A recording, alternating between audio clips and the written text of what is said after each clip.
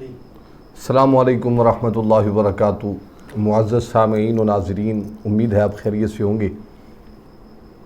آج میں آپ کو ایک ایسا وظیفہ بتانے والا ہوں، دعا بتانے والا ہوں، جس کے بارے میں نبی پاک صاحب الولاق صلی اللہ علیہ وآلہ وسلم نے حضرت عثمان بن ابی العاص رضی اللہ تعالیٰ عنہ کو بتائی تھی کہ آپ اس سے اندازہ لگائیں کہ اس دعا میں کتنا اثر ہوگا جو رسول اللہ صلی اللہ علیہ وسلم نے خود بتایا ہے۔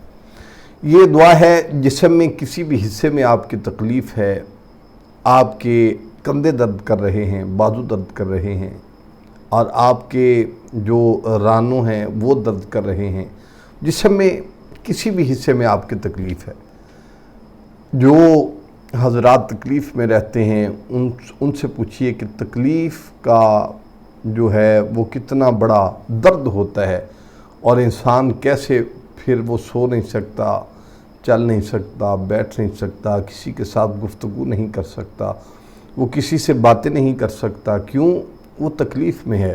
جسم میں کسی بھی حصے میں اگر آپ کی تکلیف ہوگی، یہ عجیب نبوی نسخہ ہے جو ہم آپ کو بتانے والے ہیں۔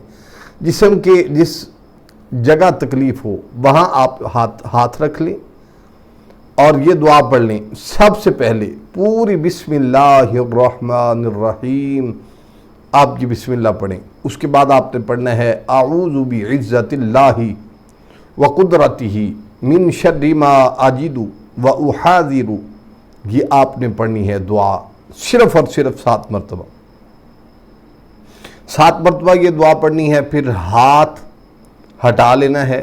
اگر آرام آ گیا تو ٹھیک ہے، ورنہ دوسری بار بھی آپ پڑھ سکتے ہیں اور تیسری بار بھی آپ ایسے کر سکتے ہیں۔ انشاءاللہ تبارک و تعالی آپ دیکھیں گے کہ آپ کے جسم میں جو تکلیف تھی وہ جڑ سے غائب ہو چکی ہے۔ دیکھیے رسول اللہ صلی اللہ علیہ وسلم نے جو بھی دعائیں بتائی ہیں وہ حق ہیں، سچ ہیں، اور یہ باتیں آپ کے ذہن نشین ہونی چاہیے کہ یہ جو دعائیں رسول اللہ صلی اللہ علیہ وسلم کی ہوتی ہیں اس کو آپ آزمائیے، اور انشاءاللہ آپ امید ہے آپ کی ہر تکلیف جو ہے وہ ضرور دور ہو جائے گی۔ اللہ تعالیٰ کی ہاں دعا ہے کہ اللہ تعالیٰ جتنے بیمار ہیں تمام کو صحت کلی عطا فرمائے، شفائے کاملہ عاجلہ مستمرہ عطا فرمائے۔ وآخر دعوانا ان الحمدللہ رب العالمین۔ السلام علیکم ورحمۃ اللہ وبرکاتہ۔